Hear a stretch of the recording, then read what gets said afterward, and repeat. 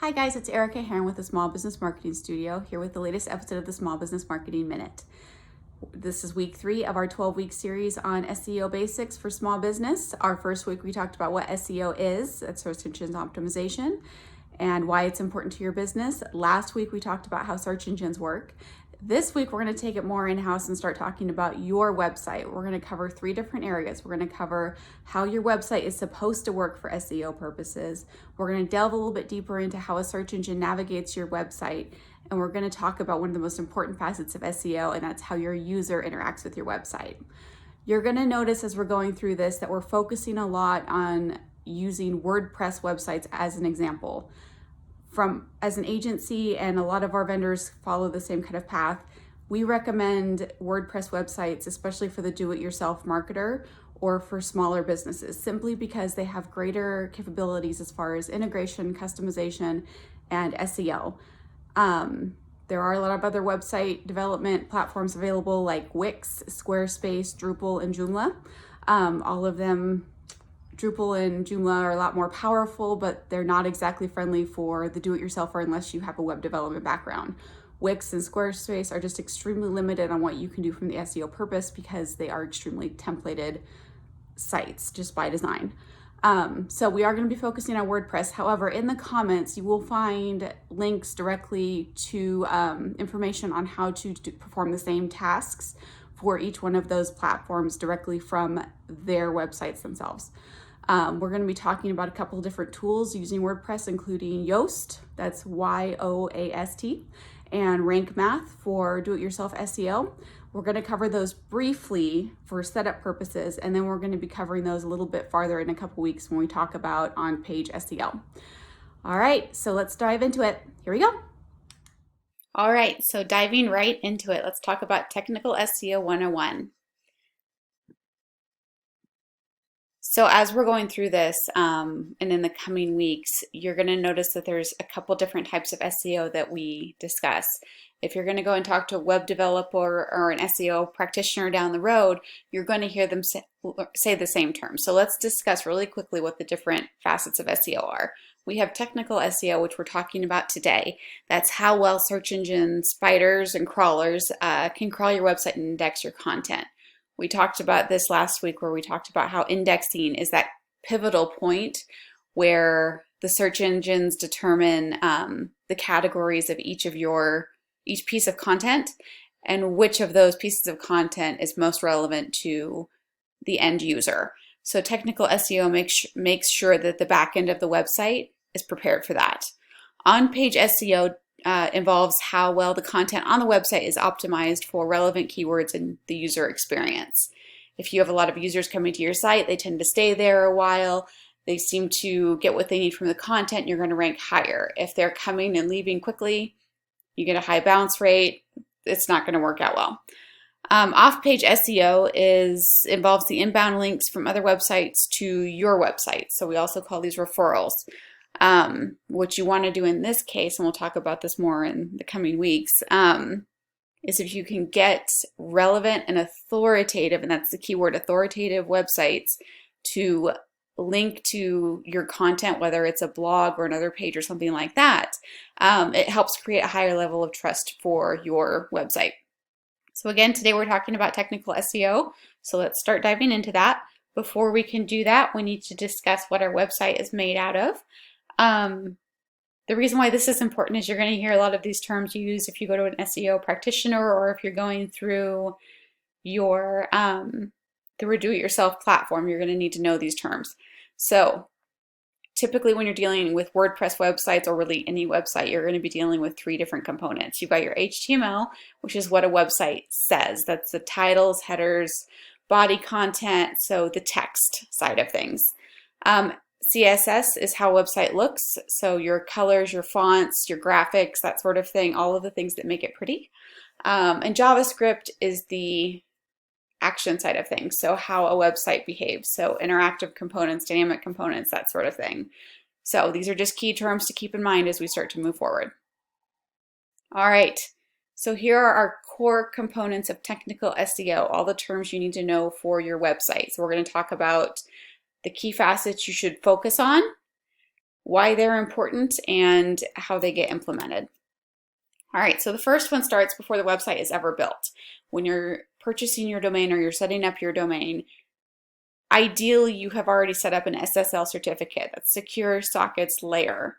So this is a security technology that creates an encrypted link between a web server and the browser. So you can identify when this has been installed on a website. If you do just a basic Google search now, if a website has HTTPS before the www.abc.com, it has an SSL certificate. If it's just HTTP, www. What have you, then there is no SSL certificate. So the reason why these are so important is, again, it's speaking to that user trust and credibility for search engine ranking. So Google, Yahoo, Bing, they like those secure websites. Also, something to think about, because there is some debate as far as whether this is relevant to SEO or not with different practitioners. It can set you apart from the competition. So if you have a user who goes in and says, I'm going to search for plumbers near me, and you've done great on all your other components on SEO, and so has your competitor, and your websites and every other facet of them are highly competitive. If your competitor website has an SSL certificate and yours does not, the one with the SSL certificate will rank higher. So it's not worth the risk, considering an SSL certificate is extremely cheap in the long run. So if you haven't set one up when you purchased your domain, you can always go back into your domain provider, whether that's GoDaddy, SiteGround, HostGator, or what have you, and set that up on the back end. All right, so another key component to technical SEO is responsive programming. So in the past, and by past I mean like 2000, 2001, 2002, it was commonplace for somebody to have one website for desktop users and one website for mobile users. So you had two completely different sites. We don't do that anymore.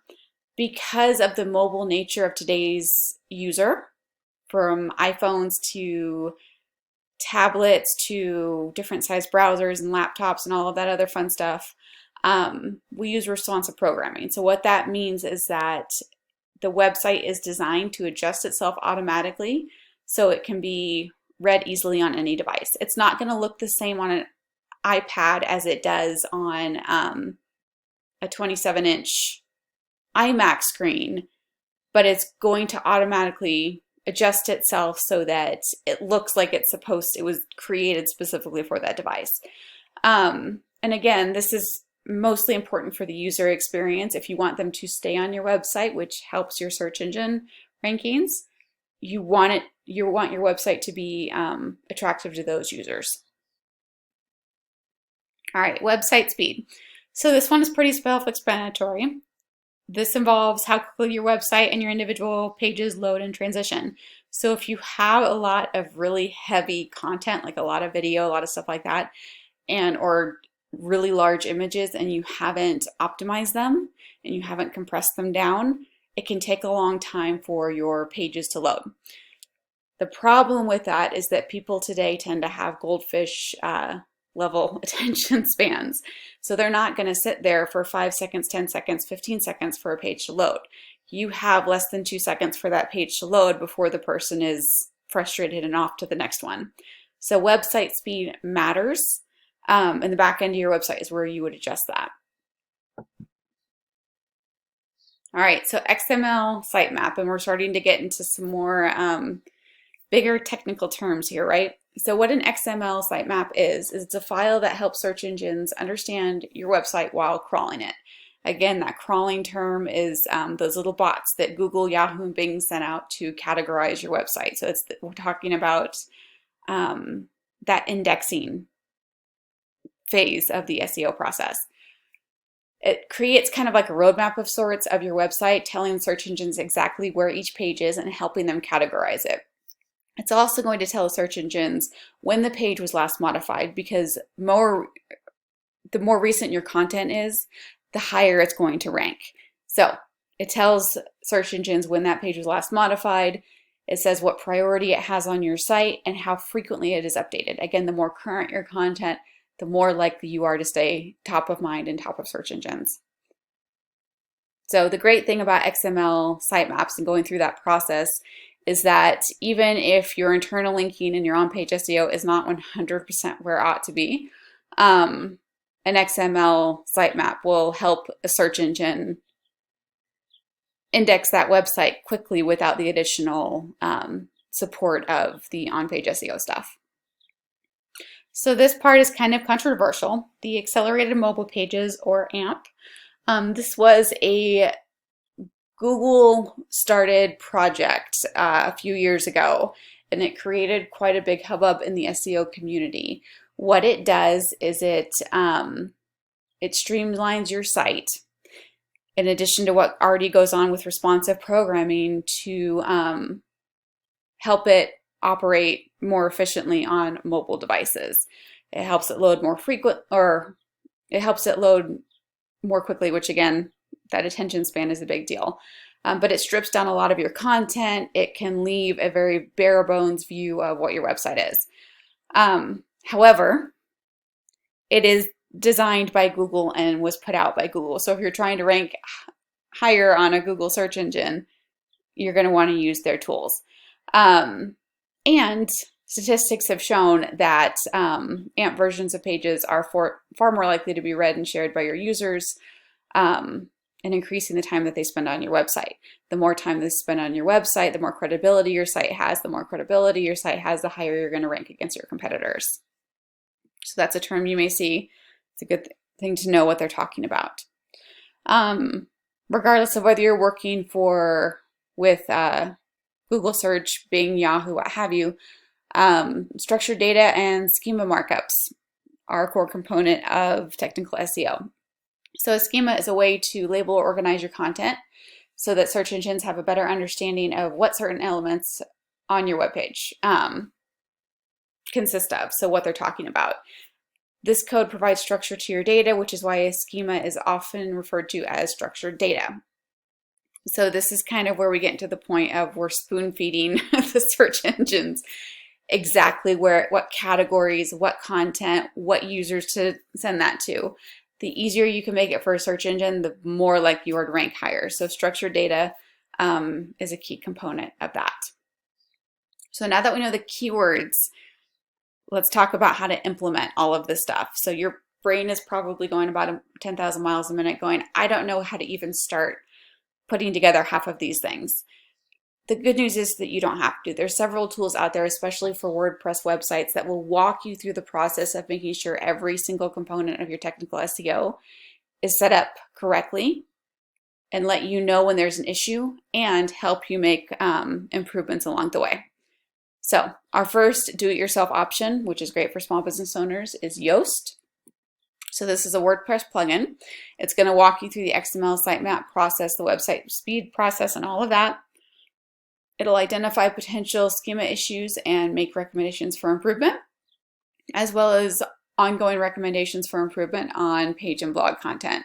One of the things I love about Yoast is it actually gives you a score. If you're doing a blog or website content, you can plug it up there, and then Yoast will give you a ranking on how good your content is for a specific keyword, and then it'll tell you exactly what to do to fix it. So it takes all the guesswork out of it. It also has a substantial library of SEO how-to courses. SEO changes fairly frequently, so having that available to you from the experts is a great way to stay top of mind. It's also a great option for beginners. So if you have no website background, if you have no SEO background, and you have a WordPress website, SEO is a really great option for you. They have a free option and a paid option. The paid option is definitely worth it. I've used it for my websites myself, and that is $89 for a one-time fee. You can visit www.yoast.com to download the plugin. We'll have the link in the comments of this video as well. Another do-it-yourself option is Rank Math. Again, WordPress plugin, easy to follow to set up. It'll go through the basic technical SEO walkthroughs of everything that we've talked through today, the sitemaps and all of that.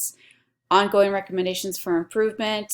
The free option gives you everything that you need, so you don't have to pay anything for Rank Math, and it's just a great tool. It is not quite as intuitive as Yoast is. There is a learning curve to it, but if you have WordPress experience, you'll do just fine. So if you're a web savvy user, Rank Math is great for you. You can visit www.rankmath.com to set up your account. Another great do-it-yourself option is Moz. Again, WordPress plugin. Offers both a pro and local SEO tool. So this is a big deal. If you're a teeny tiny business, that local SEO component can go a long way to helping you. You've got comprehensive setups, same as the other ones. Again, this is the best in the business user learning resource center for SEO and basic website support. Several additional add-on options for buildable SEO process, like the Keyword Explorer. If you're not quite sure how to do keyword research, that can help you there. Great for beginners, but advanced options make it more out of the platform. This is an extremely powerful platform. So again, you can start as a beginner and it'll get you everything you need to succeed, but it can be overwhelming. If you're an advanced user, it's going to take your SEO practice to the next level. It starts at $99 a month and goes to $5.99 per month, so it's a lot more expensive than the other two options, but again, this is a powerful tool. You can visit www.moz.com to set up your account. You can also hire a qualified SEO practitioner. So if you're in the process of building a website, check what your developer includes in their package. It may already be added in there. If you've already built a website and you trust your developer, you can ask if they help you. Again, with the keywords that we've talked about, make sure that you know what you're asking for and always check the fine print. Another good way to do this is to ask for a referral from your marketing practitioner or another small business owner. All right, so finally, if you have one of the other common website platforms, this is a good resource. All right, so there you have it. I know that's a lot of information to take in one session, but we have to understand the technical side of things in order to better communicate with our web development practitioners to make sure that we're reaching our goals and that everybody's on the same page. So if you have any questions about what we talked about today or anything SEO related, please leave a comment below. We will make sure to answer it in the Q&A section on next week's video. Otherwise, happy marketing.